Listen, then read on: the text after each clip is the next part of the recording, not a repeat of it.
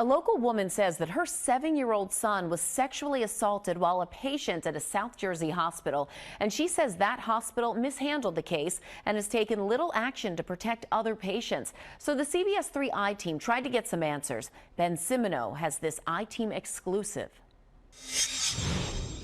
I dropped off one young man and I picked up another, and he has suffered and suffered. It was 8 years ago, 2004, when this woman, who asked us to conceal her identity, took her then 7-year-old son to Kennedy Hospital in Cherry Hill. That changed his life forever, she says. What was done to him that night cannot be undone.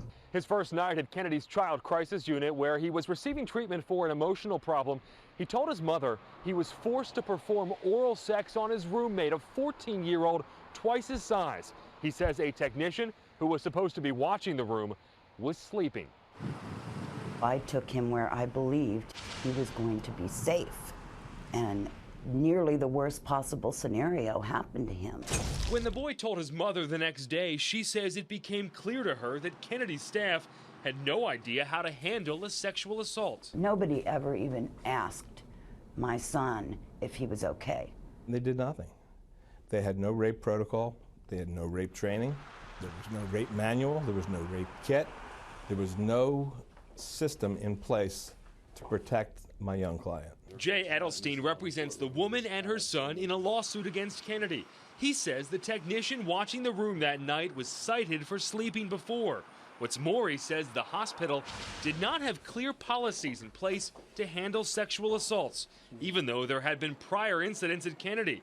I have had no rape training, said the nurse in charge of the unit, according to this deposition obtained by the I-Team. The hospital was aware from their own personnel's testimony of 14 to 16 sexual assaults in that unit or in and around that unit. It's not clear what, if anything, has changed at Kennedy since the 2004 incident. A spokesperson refused to answer our questions, but provided a statement saying, quote, "In 2004, when we learned of the allegation, our staff immediately contacted the appropriate authorities. We cooperated with the police and county prosecutor's office during their investigation. Kennedy has stringent protocols in place to ensure patient safety at all of its hospitals.